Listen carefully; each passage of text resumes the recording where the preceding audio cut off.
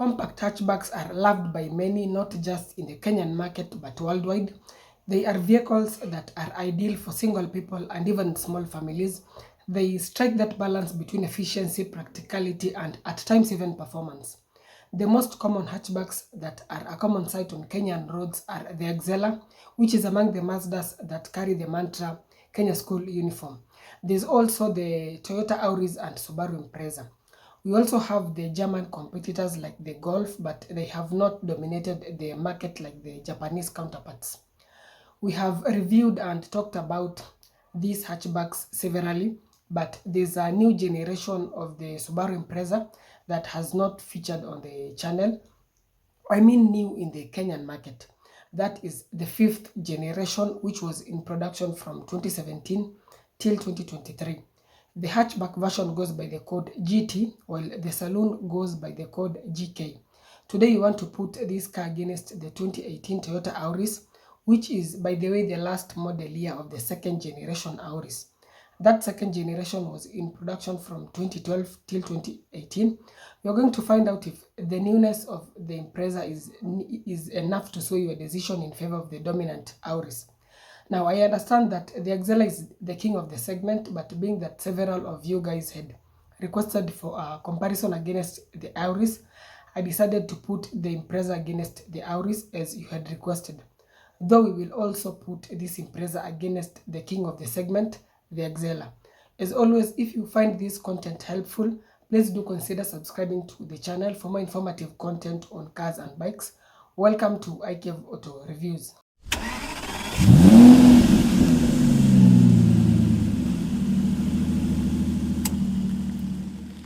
So straight away, what engine options should you expect to get in the 2018 Toyota Auris? Mostly in the Kenyan market, we import from Japan, so the engine options we get here locally are from Japan. Now there are four main options: a 1200cc turbocharged engine that is available in only front-wheel drive and it produces 114 horsepower. Then the second option is the 1500cc that is mostly available in the base models. This is the only engine option that has the option of all-wheel drive. The front-wheel drive option of this particular engine produces 107 horsepower, while the all-wheel drive option of the same engine produces 104 horsepower. I hope we are together up to that point. The third option is a 1900cc that is available in only front-wheel drive, and it is available in the two top higher trim levels, the 180S and the Sporty RS trim level, that by the way only comes with a 6-speed manual. This 1.8 liter produces 141 horsepower in the 180S variant and 142 horsepower in the RS model. Lastly, there is a hybrid option that has that 1.8 liter engine and the combined power output is 134 horsepower. As you can see, the engine options are in plenty, and mind you, there are also diesel options, but those were primarily sold in the European markets. Now, in terms of transmissions, there are two. A CVT that is available in all the engine options except the 1.8 liter RS model that comes coupled to a 6-speed manual that is tuned for performance. With all that said, which is the best engine to go for? The 1.2 liter turbo may not be the most powerful option among the four, but due to the turbo, power is available from lower down the RPM, so it feels decently fast off the line. Reliability wise, it's quite good. In fact, no major issues worth pointing out. Just make sure that the oil changes are done at the required time, and also make sure you use the recommended oil and parts. Remember, poor maintenance can easily kill a turbo, so that's important to keep in mind. Something else is that it will be advisable to avoid too much aggressive driving because a 1.2 liter turbo is a small engine with forced induction. So if you frequently keep thrashing the accelerator and driving too aggressively, you will in the long run be putting quite a bit of strain on that engine and eventually issues may start cropping up. The 1.5 and 1.8 liters are even more reliable and easier to maintain. The 1.8 RS with the manual gearbox is the ideal option for those looking for a bit of performance. It's the most powerful option, and being that you have 6 gear ratios to play with manually, it's a combination that will put a smile on your face. Nothing much goes wrong with these naturally aspirated Toyota engines. They are absolutely reliable. Lastly, the hybrid is also just as bulletproof, though as I've always said, make sure you go for a low mileage one so that you can fully maximize on the hybrid battery's life. In fact, this hybrid powertrain strikes the perfect balance between power and efficiency. 134 horsepower is not too bad. It's better than the 1.2 liter and 1.5 liter, yet it's still the most efficient. Speaking of efficiency, expect up to around 18 kilometers per liter in the 1.2 liter turbo, around 16 kilometers in the 1.5 liter, around 14 kilometers per liter in the 1.8 liter, and lastly up to an impressive 26 kilometers per liter in the hybrid. These figures will always depend on how you drive. Moving on to the Subaru Impreza, you can get this car with two engine options. There is a 2000cc which churns out on 52 horsepower. Then there's a 1600cc that produces 114 horsepower. There's even a hybrid option, but that one was sold primarily in the European markets. So if you happen to import from Europe, you may get that hybrid option. Most Subarus are normally all-wheel drive, but there are variants that are available in only front-wheel drive. In fact, in this Impreza, it's mostly the 1.6 liter that has the option of front-wheel drive. And by the way, it's only in Japan where all-wheel drive was optional. In most other markets, this car was only available in all-wheel drive. The transmission options are only two, either 5-speed manual or a CVT with preset gear ratios. You even get paddle shifts to cycle through the gears. It's just meant to make you think you are changing gears, but you're actually not. Those are just simulated gears. But the good thing is that Subaru CVTs are very, very reliable, just like those from Toyota. They can really last a long time without any issues whatsoever. Now back to the engines, the 1.6 liter produces similar horsepower figures to the 1.2 liter turbo in the Auris. The difference is that in the Auris, that power is readily available at lower RPMs due to the turbo, so there's that initial boost, but the 1.6 liter in the Impreza feels a bit sluggish. That power is delivered linearly. The 2.0 liter is better, it's more powerful but doesn't compromise so much on efficiency. In terms of reliability, both engines are quite dependable and easy to maintain, nothing much worth pointing out. The 1.6 liter can return figures of around 16 kilometers per liter and the 2.0 liter around 14.5 kilometers per liter depending on your driving style. Generally not bad, especially considering that this 2.0 liter is mostly available in all-wheel drive. Both cars get 50-liter fuel tank capacities. Then as for ground clearance, both fall below the recommended 165mm. The Auris measures in at 140mm while the Impreza around 130mm. So it may be important to install slightly larger wheels to increase the clearance. Both cars get McPherson struts at the front, then at the back the Auris gets a torsion bar setup while the Impreza gets a double wishbone setup. And this is quite good. In fact, if you drive both cars, you'll definitely feel the difference in how they handle. The Impreza is a bit more stable and sure-footed due to its suspension as well as the boxer engine, which has a lower center of gravity. And this consequently also reduces the body roll. Stopping power is made possible by ventilated discs at the front in both cars, while at the back the Auris gets solid discs and the Impreza gets ventilated discs. 1190 to 1480 kgs is the carb weight of the Auris, depending on the engine option and variant, while that of the Impreza ranges between 1386 to 1433 kgs. Now, what about safety? In the Auris, as standard, you get driver and passenger airbags, ABS, EBD, brake assist, hill assist, ESP, and traction control. The optional features depending on the trim level are collision mitigation, lane keeping assist, side and curtain airbags. Then in the Impreza as standard, you get the eyesight system, which incorporates collision mitigation and lane keeping assist.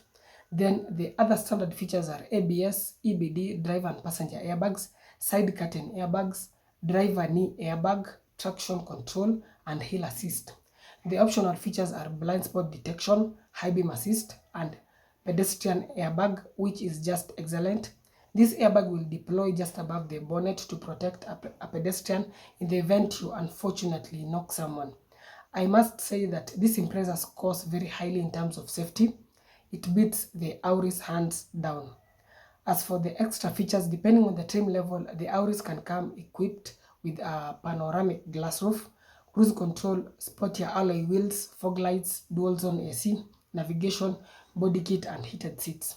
In the Impreza, you can get features such as projector LED headlights, sportier alloy wheels, keyless entry and go, headlight washers, parking sensors, electric front seats, cruise control, heated seats, leatherette interior, downhill ascent control, paddle shifts, and a blind spot parking left camera.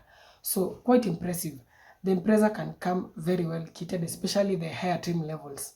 Now, models from 2016 to 2018 of the Toyota Auris will currently set you back between 1.6 to around 2.25 depending on the model year and trim level.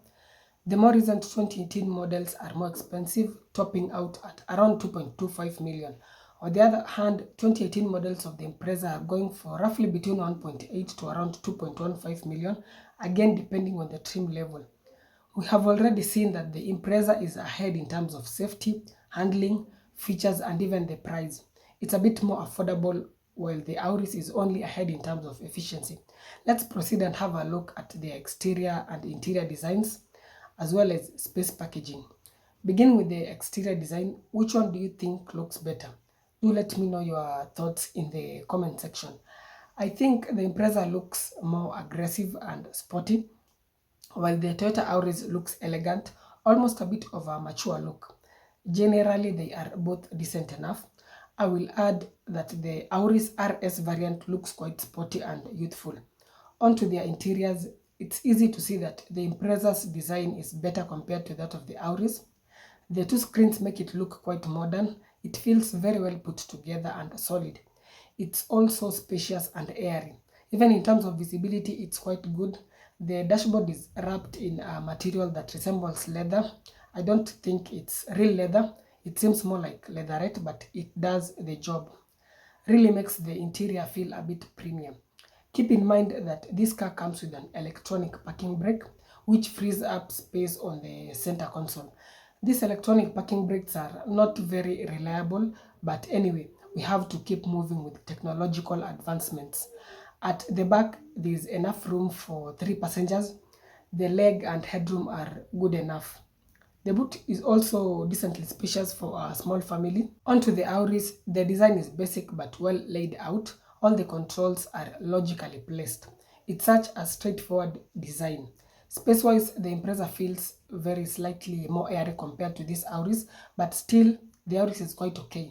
At the back, it's decent enough, good leg and headroom, though again in the Impreza, it feels a tad more airy. I think it may be due to the fact that the Impreza has a slightly lower window line, so the windows are larger and this allows in more light, consequently making the interior feel more airy and spacious.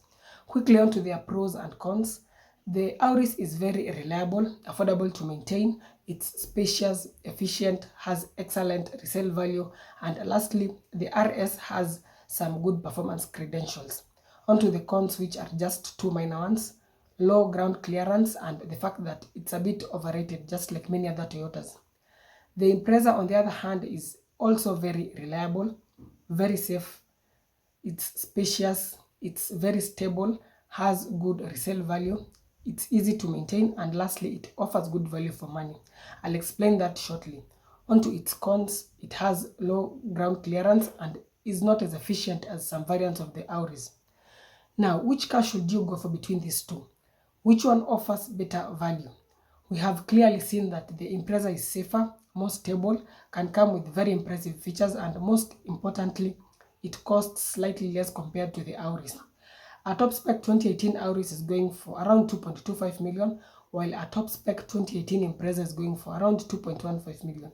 So the Impreza will offer you more at a slightly more affordable amount, and that's why it wins this comparison, and it's the car I would highly recommend, particularly one with the 2.0-liter engine.